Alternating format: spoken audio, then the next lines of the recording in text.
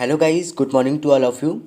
आज है 11 मई 2020 और 11 मई 2020 से रिलेटेड करेंट अफेयर के जितने भी एग्जाम पॉइंट ऑफ व्यू से इंपॉर्टेंट क्वेश्चन होंगे वो सारे हम आज के इस वीडियो में डिस्कस करेंगे। तो गाइस आप लोग पूरी वीडियो को ध्यान से देखिएगा और स्टार्ट करने से पहले अगर आपने हमारे चैनल को सब्सक्राइब नहीं किया है तो प्लीज़ सब्सक्राइब कर लें और बेल आइकन भी प्रेस कर लें। तो चलिए आज के करेंट अफेयर का पहला क्वेश्चन देखते हैं। तो गाइज हमारा पहला क्वेश्चन है कि हाल ही में CMIE की रिपोर्ट के अनुसार भारत में बेरोजगारी की दर में कितने प्रतिशत की वृद्धि हुई है। तो इसका सी ऑप्शन से होगा 27.11%। तो अभी हाल ही में कोविड-19 संकट के कारण देश की बेरोजगारी दर में 27.11% की वृद्धि देखी गई है। हालांकि गाइज आपको बता दूं कि अभी मार्च में महामारी से पहले शुरुआत में ये अनुमान लगभग 7% से भी कम था, लेकिन अब लॉकडाउन होने की वजह से सारी फैक्ट्रीज इंडस्ट्रीज सब कुछ बंद है। इस वजह से केवल 7 से 8 सप्ताहों में बेरोजगारी दर में भारी वृद्धि देखी गई है। अच्छा, इस किसकी रिपोर्ट के अनुसार है? तो CMIE की रिपोर्ट के अनुसार है। तो इसकी बात करते हैं। तो इसकी फुल फॉर्म है centre for monitoring Indian economy. क्या है? Centre for monitoring Indian economy. इसकी स्थापना 1976 में हुई थी और इसके MD हैं महेश व्यास। कौन है? महेश व्यास। ओके गाइज, याद रखिएगा। चलिए नेक्स्ट क्वेश्चन देखते हैं। तो गाइज हमारा सेकंड क्वेश्चन है कि हाल ही में वर्ल्ड मदर्स डे कब मनाया गया। तो हाल ही में वर्ल्ड मदर्स डे 10 मई को मनाया गया। तो गाइज मैं आपको बता दूं कि 10 मई को हर साल नहीं मनाया जाता है। हर साल ये मनाया जाता है मई के दूसरे रविवार को, यानी मई के सेकंड संडे को मनाया जाता है वर्ल्ड मदर्स डे। अच्छा, क्यों मनाते हैं? तो अपनी माँ को सम्मान और आदर देने के लिए, यानी कि कोई भी मदर अपने बेबी के लिए जितना भी सेक्रीफाइस करती है या जो भी कंट्रीब्यूशन करती है उस कंट्रीब्यूशन या सेक्रीफाइस का थैंक्स कहने के लिए, यानी उसका धन्यवाद देने के लिए ये वर्ल्ड मदर्स डे मनाया जाता है। अच्छा गाइज, ये इंपॉर्टेंट डेज वाला क्वेश्चन है, तो मुझे उम्मीद है कि आपको सारे डेज सिक्वेंस से मई वाले याद हो गए होंगे। अगर आपको नहीं याद हुए हैं तो आप मेरी कल की वीडियो को देखें और उससे सारे डेज एक कॉपी में नोट डाउन कर लें और याद कर लें। आज मैं आपको सिर्फ वो डेज रिवाइज कराऊंगा जिनकी थीम्स इंपॉर्टेंट होती हैं, जिसकी थीम्स होती हैं वो मैं आपको डेज डिस्कस करूंगा, आज की वीडियो में रिवाइज कराऊंगा। तो 3 मई को मनाया गया था वर्ल्ड प्रेस फ्रीडम डे, जिसकी थीम रही थी journalism without fear and favour. उसके बाद बनाया गया था 5 मई को वर्ल्ड अस्थमा डे, उसकी थीम रही थी इनफ अस्थमा डेथ। और उसके बाद कल मनाया गया था वर्ल्ड माइग्रेशन वर्ल्ड डे, जिसकी थीम रही थी बर्ड्स कनेक्ट आवर वर्ल्ड। क्या थी? Birds connect our world. और आज मनाया गया वर्ल्ड मदर्स डे। तो गाइज याद रखिएगा। चलिए नेक्स्ट क्वेश्चन देखते हैं। तो गाइज हमारा नेक्स्ट क्वेश्चन है कि हाल ही में WHO ने दुनिया से चेचक के उन्मूलन के कितने साल पूरे होने पर एक स्मारक डाक टिकट जारी किया है। तो इसका सी ऑप्शन सी होगा 40 साल। तो गाइज मैं आपको इस क्वेश्चन में थोड़ी हिस्ट्री बताता हूँ कि अभी से लगभग 40 साल पहले चेचक जैसी एक महामारी फैली थी जिसके कारण कई लोगों की मृत्यु हुई थी। तो उसमें क्या हुआ कि WHO ने उससे लड़ने के लिए लगभग 50 करोड़ से भी ज़्यादा टीके लगाए थे पूरे वर्ल्ड में। इससे क्या हुआ, फिर फाइनली 1980 में 33वीं वर्ल्ड असेंबली हुई और उसने ऑफिशियली तौर पर ये घोषणा कर दी कि अब दुनिया के सारे लोग चेचक से लड़ाई जीत चुके हैं। तो तब क्या होता था गाइस कि आजकल में क्या है कि फेसबुक और ट्विटर जैसी जो सोशल नेटवर्किंग साइट्स है उनसे हम लोगों को अवेयर कर रहे हैं। लेकिन पहले क्या हुआ करता था कि कोई फेसबुक के बारे में सोच ही नहीं सकता था कि ऐसी भी कोई चीज़ होगी। तो तब लोग टिकट जारी करते थे, स्मारक डाक टिकट जारी करते थे, उससे लोगों को अवेयर किया जाता था। तो इसका सी ऑप्शन सी होगा 40 ईयर्स। याद रखिएगा। चलिए नेक्स्ट क्वेश्चन देखते हैं। तो गाइस हमारा नेक्स्ट क्वेश्चन है कि हाल ही में किस ऑटोमोबाइल कंपनी ने ऑनलाइन प्लेटफॉर्म की शुरुआत की है। तो इसका सी ऑप्शन से होगा महिंद्रा। तो हाल ही में महिंद्रा कंपनी ने ऑनलाइन प्लेटफॉर्म की लॉन्च किया है। अच्छा, ये क्या है ऑनलाइन प्लेटफॉर्म? तो गाइस मैं आपको बता दूं कि जैसा कि इन दिनों लॉकडाउन चल रहा है तो इस वजह से जितनी भी ऑटोमोबाइल कंपनी हैं उनकी बिक्री बिल्कुल रुकी हुई है। तो इसी वजह से महिंद्रा कंपनी ने अब एक ऑनलाइन प्लेटफॉर्म लॉन्च किया है। इसमें क्या होगा कि इसमें ऑनलाइन तरीके से गाड़ियों को बेचा जाएगा, एक्सचेंज किया जाएगा, इंश्योरेंस किया जाएगा और साथ ही साथ एसेसरीज़ को भी बेचा जाएगा। तो ये स्टार्ट किए महिंद्रा ने, याद रखिएगा। चलिए नेक्स्ट क्वेश्चन देखते हैं। तो गाइस हमारा फिफ्थ क्वेश्चन है कि हाल ही में किस बैंक ने देश भर के राज्य सहकारी बैंकों और क्षेत्रीय ग्रामीण बैंकों को 12,767 करोड़ रुपए दिए हैं। उसका ए ऑप्शन से होगा NBARD। तो हाल ही में NBARD ने, यानी national bank for agriculture and rural development ने देश भर के राज्य सहकारी बैंकों और ग्रामीण क्षेत्र बैंकों को 12,767 करोड़ रुपए दिए।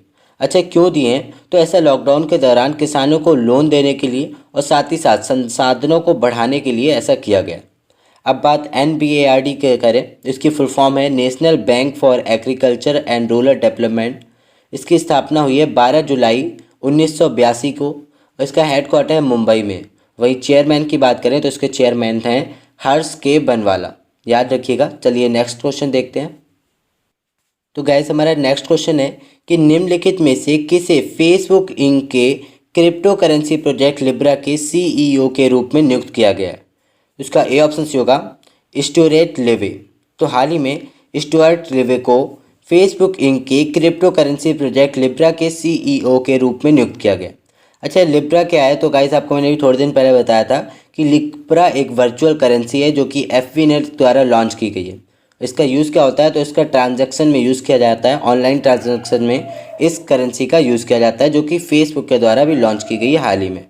तो गाइस याद रखिएगा। चलिए नेक्स्ट क्वेश्चन देखते हैं। तो गाइस हमारा नेक्स्ट क्वेश्चन है कि हाल ही में परीक्षण के अनुसार पश्चिम बंगाल के सुंदरवन के रॉयल बंगाल टाइगर की संख्या बढ़कर कितनी हो गई है? इसका सी ऑप्शन से होगा 96।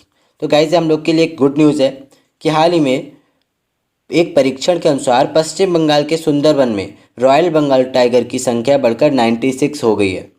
तो गाइस इसमें 8 न्यू इंक्रीजमेंट हुई है, यानी 8 नए रॉयल बंगाल टाइगर की संख्या बढ़ी है। और साथ ही साथ वन विभाग ने आवास की स्थिति को सुधारने के लिए सुंदरवन क्षेत्र में मैंग्रोव कवर को बढ़ाने के लिए कई कदम भी उठाए। तो याद रखिएगा। चलिए नेक्स्ट क्वेश्चन देखते हैं। तो गाइस हमारा नेक्स्ट क्वेश्चन है कि हाल ही में रक्षा मंत्रालय ने 37 हवाई अड्डों के आधुनिकीकरण के लिए किसके साथ समझौता किया है? तो इसका सी ऑप्शन से होगा टाटा पावर। तो हाल ही में रक्षा मंत्रालय ने 37 हवाई अड्डों के आधुनिकीकरण के लिए टाटा पावर से समझौता किया। तो गाइस ये आपको बता दूं कि 1200 करोड़ रुपए की योजना है ये, और इस योजना में जो 37 हवाई अड्डों हैं उनका आधुनिकीकरण किया जाएगा, यानी उसमें नई टेक्नोलॉजी रिप्लेस की जाएंगी, सिक्योरिटी लेवल को हाई किया जाएगा। तो इस तरीके से आधुनिकीकरण किया जाएगा इन 37 हवाई अड्डों में। अच्छा, अब ये टाटा पावर ने की है, तो टाटा पावर के साथ की है। तो टाटा पावर की बात करें, इसका हेडक्वार्टर है न्यू दिल्ली में और प्रेसिडेंट है नटराजन चंद्रशेखरम, याद रखिएगा। चलिए नेक्स्ट क्वेश्चन देखते हैं। तो गाइस क्वेश्चन है कि हाल ही में भारतीय मौसम विभाग ने अपने मौसम पूर्वानुमान में किस क्षेत्र को शामिल किया है? इसका सी ऑप्शन से होगा उपयुक्त दोनों। तो अभी हाल ही में भारतीय मौसम विभाग ने अपने मौसम पूर्वानुमान में मुजफ्फराबाद और गिलगित बाल्टिस्तान को शामिल किया। गाइस ये बता दूं, ये एरिया जो है ये पाकिस्तान ऑक्यूपाइड एरिया है, POK का एरिया है, और इसे अब शामिल कर लिया है भारतीय मौसम विभाग ने। ये एरिया इंडिया का है लेकिन इस पर इलीगल तौर से पाकिस्तान ने कब्जा कर रखा है, तो इसी एरिया को भारतीय मौसम विभाग ने अपने पूर्वानुमान में शामिल कर लिया। अच्छा, ऐसा क्यों किया उसने? तो ये बताने के लिए किया है कि भाई ये एरिया हमारा है और आपने उस पर कब्जा कर रखा है इलीगल तौर पे। तो ये बताने के लिए इसने किया है। किसने किया है? तो भारतीय मौसम विभाग ने किया है। इसको इंग्लिश में बोले तो इंडियन मेट्रोलॉजिकल डिपार्टमेंट। क्या है? Indian meteorological department. इसकी स्थापना 1875 में हुई है। इसका हेडक्वार्टर न्यू दिल्ली में है और इसके प्रेजेंट टाइम के अध्यक्ष हैं मृत्युंजय महापात्रा। तो गाइस याद रखिएगा। चलिए नेक्स्ट क्वेश्चन देखते हैं। और गाइस ये क्वेश्चन इंपॉर्टेंट था काफ़ी, आपको बेसिक नॉलेज के लिए भी आपको पता होना चाहिए, और काफ़ी न्यूज़ हाईलाइट में भी रहा था अभी क्वेश्चन। तो चलिए नेक्स्ट क्वेश्चन देखते हैं। तो गाइस हमारा लास्ट क्वेश्चन है कि हाल ही में किस राज्य सरकार ने संजीवनी वाहन विकसित किया है? गाइस यहाँ पे वाहन होगा, तो हाल ही में किस राज्य ने संजीवनी वाहन विकसित किया है? इसका बी ऑप्शन से होगा मध्य प्रदेश।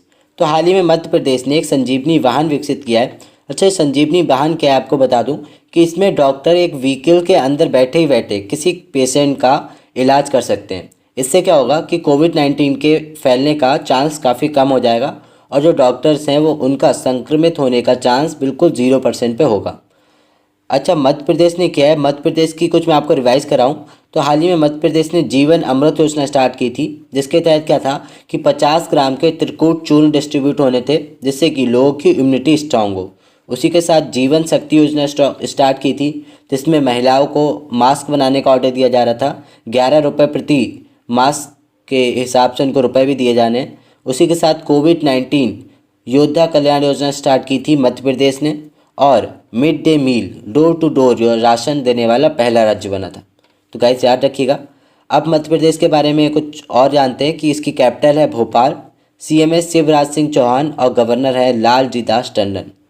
तो गाइस ये हमारा आज का लास्ट क्वेश्चन था, और करंट अफेयर से रिलेटेड जितने भी एग्जाम पॉइंट ऑफ व्यू से इंपॉर्टेंट क्वेश्चन थे वो सारे हमने आज की इस वीडियो में डिस्कस करे।